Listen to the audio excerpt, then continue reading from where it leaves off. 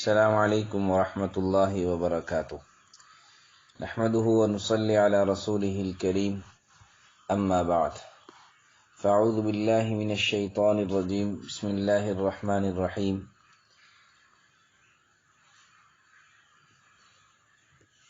یا ایہا الذین آمنوا لا یحل لکم ان ترثوا النساء کرہا ولا تعضلوهن لتذهبوا ببعض ما آتيتموهن إلا أن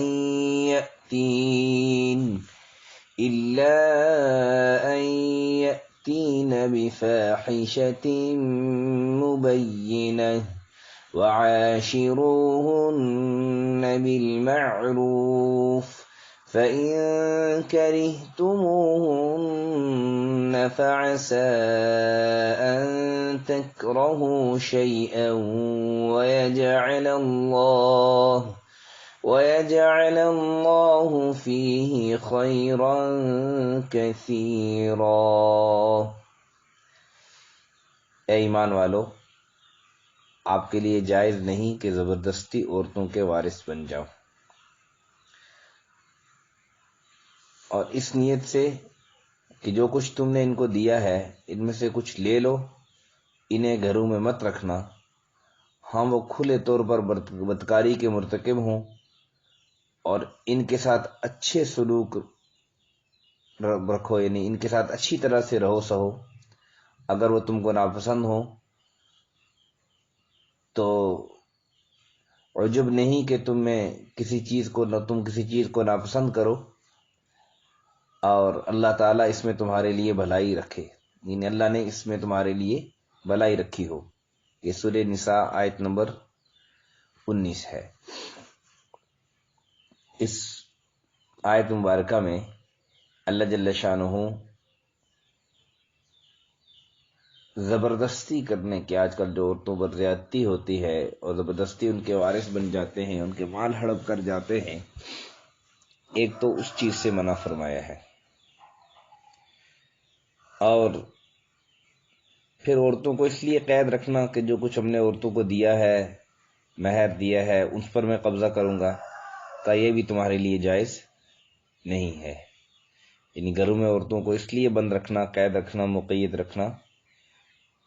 کہ باہر نکل جائیں گی، کسی کو اپنا حق بتا دیں گی، قاضی کے پاس چلی جائیں گی، یا اپنے ماں باپ کو زیادتی کو بتا دیں گی، وغیرہ وغیرہ۔ اور اللہ تعالیٰ نے حکم فرمایا وَعَاشِرُوهُنَّ بِالْمَعْرُوفِ، اگر وہ آپ کے نکاح میں آ گئی ہیں، انہوں نے شادی کر لی ہے، تو ان کے ساتھ اچھے طریقے سے زندگی گزارو۔ اور اگر تمہاری شادی ہو گئی اور وہ تمہیں ناپسند ہیں، تم انہیں پسند نہیں کرتے، یا عورت ہے اس کو خاوند پسند نہیں ہے اور شادی ہو گئی ہے، تو اللہ تعالیٰ فرماتے ہیں کہ بہت ساری چیزیں ایسی ہیں کہ تم ان کو ناپسند کرتے ہو، لیکن اللہ نے اس میں تمہارے لیے بڑائی رکھی ہوتی ہے۔ تو اس لیے وَعَاشِرُوهُنَّ بِالْمَعْرُوفِ۔ بہت ساری ایسی چیزیں ہوتی ہیں میرے بھائیو دوستو کہ جن میں اللہ تعالیٰ نے ہمارے لیے بھلائی رکھی ہوتی ہے، لیکن ہم ان کو، اس چیز کو بظاہر ناپسند کر رہے ہوتے ہیں۔ تو اس لیے اللہ کے حکم کو مقدم رکھ کے زندگی گزارنی چاہیے،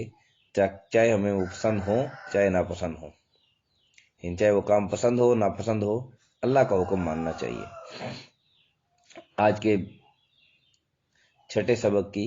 دوسری آیت مبارکہ، اعوذ باللہ من الشیطان الرجیم،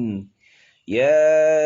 ایہا الذین آمنوا لا تأکلوا اموالکم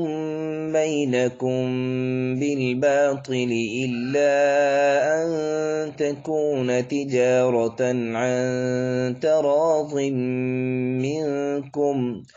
ولا تقتلوا انفسکم ان اللہ کان بکم رحیما۔ صدق اللہ العظیم۔ یہ سورہ نساء کی آیت نمبر 29 ہے۔ ترجمہ اس کا یہ، اے ایمان والو ایک دوسرے کا مال ناحق نہ کھاؤ۔ ہاں اگر آپس کی رضامندی سے تجارت کا لین دین ہو تو اس سے اگر آپ کو کوئی فائدہ حاصل ہوتا ہے تو اپنے آپ کو ہلاک نہ کرو، کچھ شک نہیں کہ اللہ تم پر مہربان ہے۔ اس آیت مبارکہ میں ایک تو جو آپس میں ہم ایک دوسرے کا ناحق مال کھاتے ہیں، ایک ناحق وہ ہوتا ہے جس کو ہمیں نظر آتا ہے کہ یہ ناحق ہے، ہمیں سمجھ میں آتی ہے، اور سارے لوگ بھی اس کو ناحق کہتے ہیں۔ کسی کا مال چھین لیا، چوری کر لیا، زبردستی اس سے لے لیا، ڈاکہ ڈال دیا، قتل کر کے حاصل کر لیا، وغیرہ وغیرہ وغیرہ۔ ایک مال ناحق وہ ہے کہ جو آج کل عام طور پر ہمارے معاشرے میں عام ہے اور ہمیں پتہ بھی نہیں چلتا، ہم اس کو ناحق سمجھتے ہی نہیں ہے۔ وہ ایک تو یہ ہے کہ دھوکے کا مال، دھوکے کے ذریعے کما لیا، اب اس کو ہم سمجھتے ہیں کہ یہ ہمارا حق ہے، حالانکہ آپ نے دھوکے کے ذریعے کسی کا حق مارا ہے تو کسی انسان کو تو آپ دھوکہ دے سکتے ہو، لیکن خالق انسان کو دھوکہ تو نہیں دے سکتے۔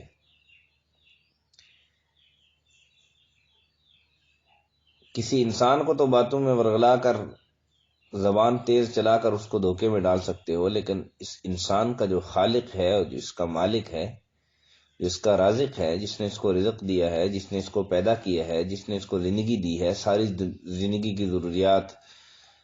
اول سے لے کر آخر تک، پیدا ہونے سے پہلے سے لے کر فوت ہونے کے بعد تک،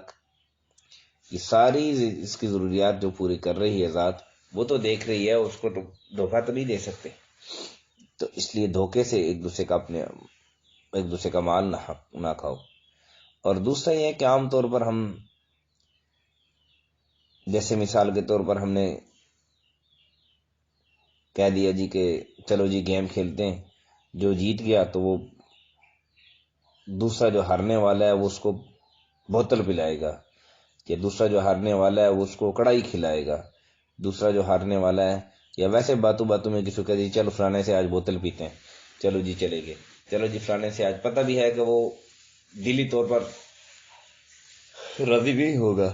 لیکن ہم چلے گئے جی فلانے سے بوتل پیتے ہیں، اس کو کہہ دیا، اس نے شرما شرمی پلا دی، دلی طور پر نہ پلائی، تو پینے والے کے لیے یہ سمجھو ناجائز ہے، حرام ہے۔ اسی لیے کسی کا مال طیب نفس، اس کی دلی رضامندی کے بغیر استعمال کرنا یہ ناجائز ہے۔ ہاں آپ کے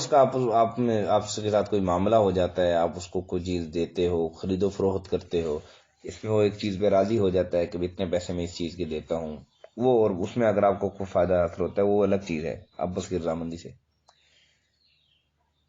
تو شرما شرمی جو ایک دوسرے کو ہم مال کھلاتے ہیں، آدمی آ گیا جی بوتل پلا، اب شرما شرمی اس نے پلا دی، نہ پلائے تو کیا کریں گے، دلی طور پر حالانکہ راضی نہیں ہے، تو اب یہ جو پینے والا ہے نا، یہ حرام مال کھا رہا ہے، یہ حرام ہے اس کے لیے۔ اسی طرح ہم ایک دوسرے کو کہتے ہیں یہ اس پر ڈیبٹ ڈالو، چھوٹی سی بات، کوئی اس سے بات نکل گئی منہ سے، چلو جی ڈیبٹ ڈالو، کسی سے کوئی چیز گم ہو گئی، چلو جی ڈیبٹ ڈالو، اس کا ڈیبٹ ادا کرو، جرمانہ ادا کرو، تو پھر میں آپ کو یہ چیز دوں گا۔ تو یہ ساری چیزیں حرام ہیں، ان سے بچنا چاہیے، یہ معاشرے کے اندر بہت زیادہ عام ہیں، ان سے بچنا چاہیے۔ اور کہا کہ وَلَا تُهْلِكُوا أَنفُسَكُمْ وَلَا تَقْتُلُوا أَنفُسَكُمْ، اپنے آپ کو ہلاکت میں مت ڈالو، ہلاک نہ کرو۔ ان اللہ کان بکم رحیما، یہ اللہ تعالیٰ تو آپ پر رحم کرنے والا ہے، اللہ تعالیٰ تو آپ پر مہربان ہے۔ آج کے سبق کی جو احادیث مبارکہ ہیں، اس میں ہم نے سب سے پہلی جو حدیث ہم نے آج سبق میں شامل کی ہے،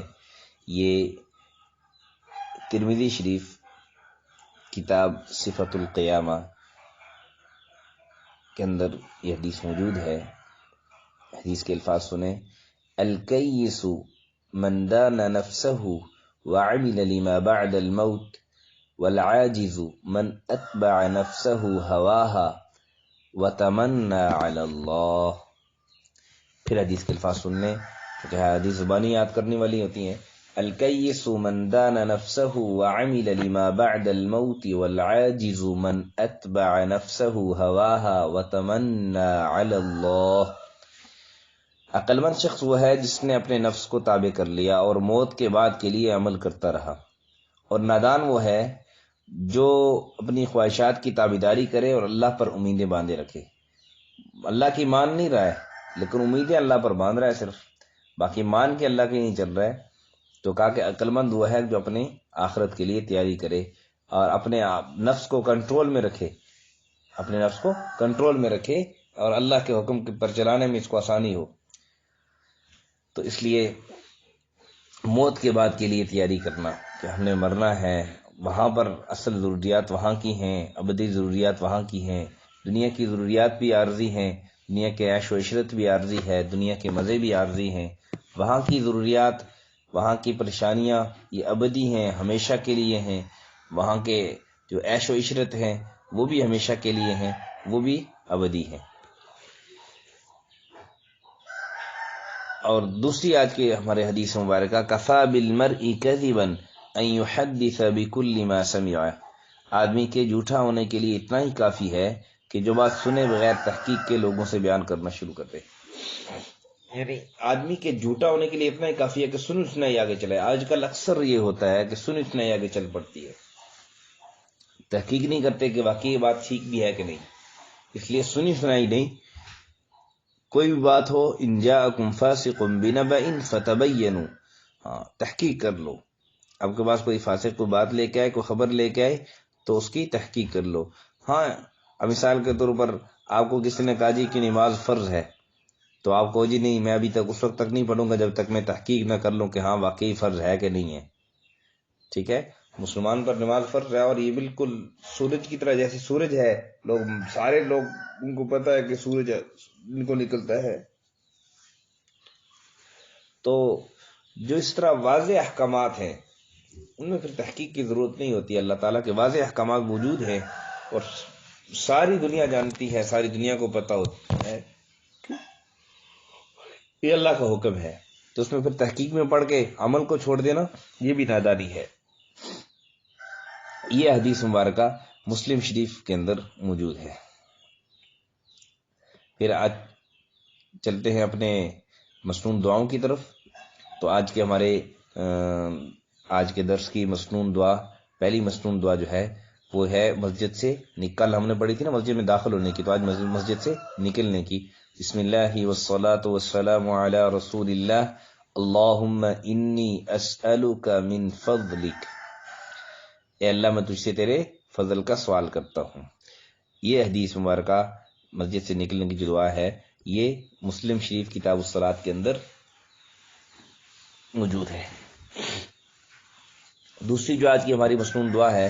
وہ ہے گھر میں داخل ہونے کی دعا۔ اللہم انی اسألک خیر المولج و خیر المخرج، بسم اللہ ولجنا و بسم اللہ خرجنا وعلی اللہ ربنا توکلنا۔ یہ سنن ابی داود کتاب الادب کے اندر یہ دعا موجود ہے۔ اس کا ترجمہ یہ ہے کہ اے اللہ میں آپ سے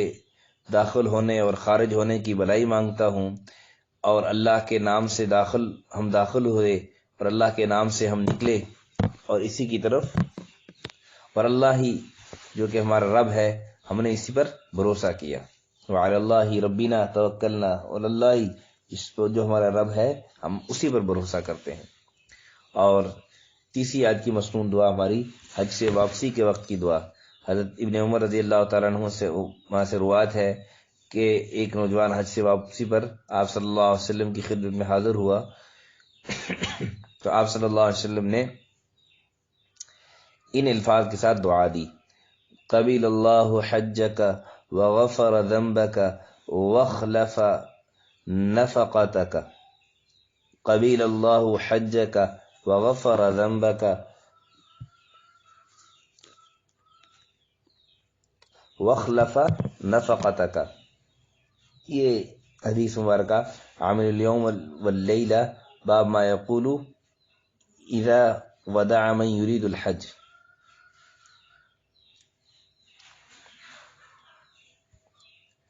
اس کا ترجمہ یہ ہے کہ اے اللہ تعالیٰ آپ کے حج کو قبول فرمائے، آپ کی گناہوں کی بخشش فرمائے، اور آپ کا خرچہ یعنی جو آپ نے اللہ کے راستے میں خرچ کیا ہے اس کا بدل عنایت فرمائے۔ اور اگلی ہمارے آج کے سبق کی مسنون دعا یہ بازار کی دعا ہے۔ حضرت عمر بن خطاب رضی اللہ تعالیٰ عنہ سے روایت ہے، اللہ کے رسول صلی اللہ علیہ وسلم نے ارشاد فرمایا، جو شخص بازار میں پہنچ کر یہ کلمات پڑھ لیتا ہے تو اللہ تعالیٰ اس کے لیے 10 لاکھ نیکیاں لکھتے ہیں اور اس کی 10 لاکھ برائیاں مٹاتے ہیں اور اس کے 10 لاکھ درجے بلند کرتے ہیں۔ دعا یہ ہے، لا الہ الا اللہ وحدہ لا شریک لہ لہ الملک و لہ الحمد یحیی و یمیت وہو علی کل شیء قدیر۔ بیچ میں کچھ الفاظ رہ گئے، پھر دوبارہ سنیں، لا الہ الا اللہ وحدہ لا شریک لہ لہ الملک و لہ الحمد یحیی و یمیت وہو حی لا یموت بیدہ الخیر وہو علی کل شیء قدیر۔ یہ ترمذی کتاب الدعوات کے اندر یہ دعا موجود ہے۔ اس کا ترجمہ یہ ہے کہ اللہ کے سوا کوئی معبود نہیں، وہ اکیلا ہے، اس کا کوئی شریک نہیں، اسی کے لیے بادشاہت ہے، اسی کے لیے تعریف ہے، وہ زندہ کرتا ہے، وہی مارتا ہے، ہمیشہ ہمیشہ زندہ ہے، اس کو موت نہیں آتی، اس کے ہاتھ میں ساری بلائیاں ہیں اور وہ ہر چیز پر قادر ہے۔ یہ تھا آج کے سبق کا ہمارا پہلا حصہ،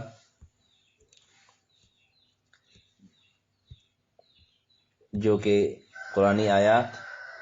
احادیث مبارکہ اور مسنون دعاؤں پر مشتمل تھا۔ سبق پورا سنا کریں، سن کر سنا بھی سکتے ہیں، اور اگر ایڈمن کو نہ سنا سکیں تو کم سے کم آپس میں ایک دوسرے کو، جس کو آپ جانتے ہیں گروپ میں، تو ان کو سنا دیں ایک دوسرے کو، اور کم سے کم جو حد درجہ ہے وہ یہ ہے کہ احادیث اور مسنون دعائیں تو ہمیں پکی یاد ہوں، اور اس کو یاد کرنے کا اہتمام فرمائیں۔ اللہ جل شانہ ہمیں سمجھ عمل کی توفیق نصیب۔